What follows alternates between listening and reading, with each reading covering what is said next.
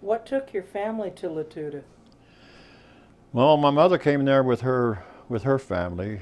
They came from Colorado, and my grandfather was working in the coal mines in Oak View, Colorado, and they blew up, and he survived that explosion. And so they came as a result of that. They came to Utah to work in the coal mines in Carbon County, and they opened the boarding. They started the boarding. The company had a boarding house there, the coal company, and they operated that boarding house. What was the name of the coal company? Liberty Fuel. The town was all owned by the company except the grocery store. The grocery store and two houses belonged to my dad's aunt. My dad migrated here from Italy in the early 20s, and he came here to work in his aunt's store. That's how he came here. And as a result of that, delivering groceries and so forth, you met my mother at the boarding house. Did your dad ever work in the mines? Yes. My dad was really seriously hurt in the coal mine twice. He was in a cave-in. It killed a guy, and it maimed one guy for life and injured some others. My dad was buried under thick rock for several hours. They couldn't get him out, and he survived because they were cleaning up. They were shoveling coal by hand with shovels, and he had gone to get a drink of water, and after they blasted the coal loose, and the other guys that was in there and cleaned up all the coal around them, and my dad went and got a drink of water, and when he came in, them guys had cleaned up a lot of coal around him, and when that rock fell, he reached down to pick up his shovel, and the rock fell. The whole roof fell in on him, and he had enough coal around him to hold the weight of the rock off him a lot. And it killed that guy. One guy just smashed him, and injured those others. But it took him several hours to get my dad out from under that thick rock. But it broke his back. He was in the hospital for a long time. He never did get quite past those. He always had back problems after that. Was that when he went into the No, he was already running the bar. Oh, okay. What was the name of the bar? Val's Place. V-A-L? Val's Place. And did he own it? Yeah. Well, he was renting it at first from my aunt because she owned that store. Okay. And the bar was in the basement of that store. In the top of that was a store and a post office. And in the basement was my dad's bar. And he was renting that for a long time. And then he bought the whole building eventually. But he never operated the store. The store was shut down. There was just the post office and the bar in that building. So did you go to school in Latuda? Yeah, I showed you the pictures of the little elementary school where we went. It was a complex. On one side of that was the first, second, and third grade, and on the other side was fourth, fifth, and sixth. 3 grades had one teacher. Interesting part about that was when we started in the first grade, there was quite a bunch of us. But by the time we got to the 4th grade, there was 3 of us left. And when it was time to go to the 5th grade, there was 2 of us left. And I can remember the teacher, who was, like I told you, there was one teacher for 3 classes. She said to us, "We can't hold a class for just 2 people. You guys go into the 6th grade." So we went from the 4th to the 6th. The next year, we were supposed to go to the 7th, and at that time, at least, we were supposed to go to Helper Junior High in Helper, Utah. When it was time for me to go to the 7th grade, she said, "No, you guys have got to go back now to the 5th grade." So we went from the 6th to the 5th to the 7th. I guess that's why I'm not very smart. What was it like growing up in a company coal mining town? It was different. You know, we didn't have any structured. We didn't have a swimming pool. We didn't have a ball field. We didn't have a tennis court. We didn't have anything. We had to develop all our own things to do. You know, there was nothing structured for us. There wasn't even a church in our little town. There was nothing. So we didn't have any Boy Scouts or anything like that. We just had to generate our own thing to do. And we did. You know, some of it was wasn't too smart. You know, like on idle days when the mine wasn't working, we'd go up to the mine and run all the machinery and outside of the mine on the preparation plant. We'd run the belt lines and ride the belts and did a lot of things we probably shouldn't have done, but we did if there's something to do. We'd build us a skating rink. Ice skating? Ice skating. My dad's bar was right by the railroad track. The track that served the mine went right by our house and right up to the mine. And on this side of that railroad track, my dad built what he called a bocce grounds. It's a game that generated in Italy. It's played with wooden balls. And he built this little court, you know, and the surface of that was rolled sand, packed and rolled sand, real smooth. We got the idea if we would flood that place, we'd have a skating rink. So we went to like I told you, the company owned everything.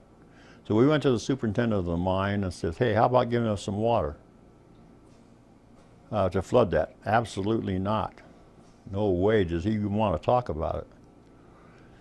So but the engineer on the train that went up and down the track there all the time was a real friendly guy. He'd always throw us gum out the window, you know, and stuff like that. He was a friendly guy. And when they'd come down, they'd start at the top of the canyon collecting in every mine. There was a mine about every mile up and down that canyon. And as they came down with those, they'd deliver the empty cars, and when they come down, they would collect the loaded cars. And the front engine would hold the loads, all the loaded cars, a train, and the back engine would collect at the mine and put them on the tail end of the string of cars. Well, that front engine would always stop right there by my dad's bar, right where this butcher grounds was. And we was there talking to the engineer. He was such a friendly guy, and we were telling him about our desires to do this. And he said, I think I can help you guys. He got off his steam engine, and he opened some big valves, and there comes all this water out, and he flooded our butcher grounds for us. And it froze, and we had a skating rink. With lights on it, no less. And we had a ball there. We built a fire, and we had all the kids in town to come there and skate and have a good time. And every once in a while, that engineer would stop, refresh our ice by opening up the valve and reflooding our field for us. Did you work in your dad's bar? Oh yeah. I started working in my dad's. I don't know how young I was. I was very young. I would say around 8, 9, 10 years old when I started attending bar.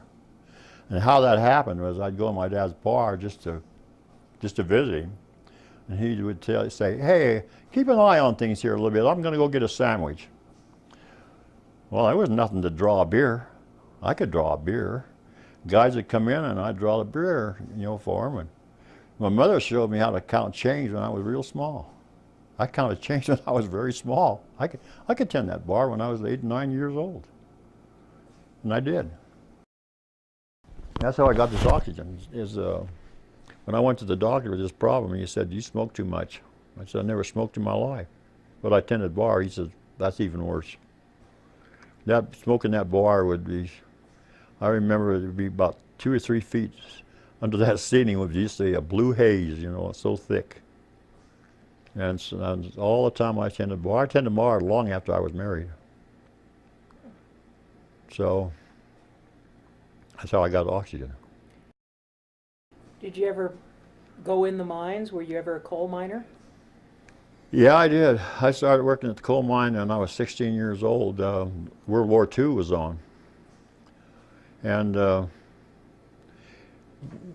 they would let us work. When we weren't going to school, they would let us work at the mine because they were so short of manpower. They wouldn't let us work underground. We had to be 18 to go underground, but we could work on the outside at 16. And I can remember when school was out, we all got together, all of us had come out of high school, we lived in that town, and went up to the mine and asked for a job, summer job. And they hired there was 5 of us, I remember. They hired all 5 of us. The first day on the job, we all come up there with our brand new hard hats and the brand new hard-toed boots and gloves. We really looked new. And the foreman was, he only had one arm, I remember. He lined us all up and to give us our assignments, and he looked us over and he said, well, I guess half a man's better than nothing at all. Now, I'm offended, but I found out he was probably right. Because the first job we got was to clean up around the loaded the railroad cars that was there, the spillage. There was to shovel it back up into those railroad cars. The first shovelful I took went up, hit the side of the car, and come back down on the ground. And I knew he was probably right. The next job I got was working in the shop with this old man. He was in his 70s, and he was repairing mine cars. They had about 300 mine cars in that mine, and our job was to keep them running, greasing them and repairing them and all that stuff. And he was an interesting old guy. And the thing I remember about him was that he used to talk about his experience with Butch Cassidy. He witnessed Butch Cassidy hold up the payroll at Castle Gate mine. He saw that, and he used to tell me about it all the time. How easy it was for Butch Cassidy to take that payroll away from those miners. He said they were all there at the mine, waiting for their payday, all the miners. And the pay came on the train. The train was right next to the office at this Castlegate mine. And the train pulled up with the payroll, and the stairs to the mine office was up. You had to go up the stairs on the outside of the building. The stairs were on the outside. The paymaster came out of the office, down the steps, over to the train, picked up the pay, headed back up, and when he got to the bottom of those steps, Butch Cassidy and Sundance Kid was there. And they took that payroll away from them guys, turned around, jumped on their horses, and were gone. That easy. And all the miners stood there and watched them go. And eventually ended up being the mine foreman, or the outside foreman at that mine. I stayed long enough. I had a lot of different jobs. I run a bulldozer for him for a while, and ended up being the foreman on the outside. How long did you stay with that? Like I told you, I started in about 1943, when I wasn't in school working for him. That would be summer times, and during whatever vacations, the days off at school I had, we'd work.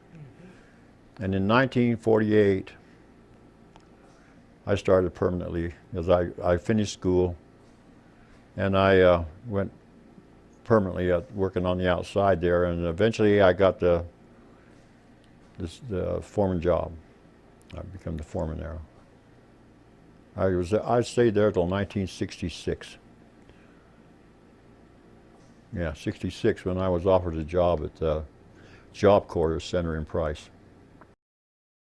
How did Latuda change during the years that you lived there? It didn't change a whole lot. Well, yeah, it did too. They modernized a lot of the houses. They started modernizing the houses, putting bathrooms in them, and modernizing. The store closed, though. The grocery store closed in that period of time, and then they eventually closed the post office too. And they put mailboxes on the road for us. That, and they closed the schools. First, they closed the junior high.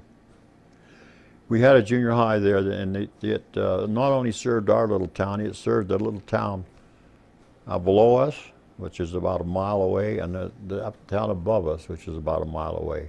Do you remember the names of those places? Yeah. The one above us was Rains, R-A-I-N-S, and the one below us was Standardville.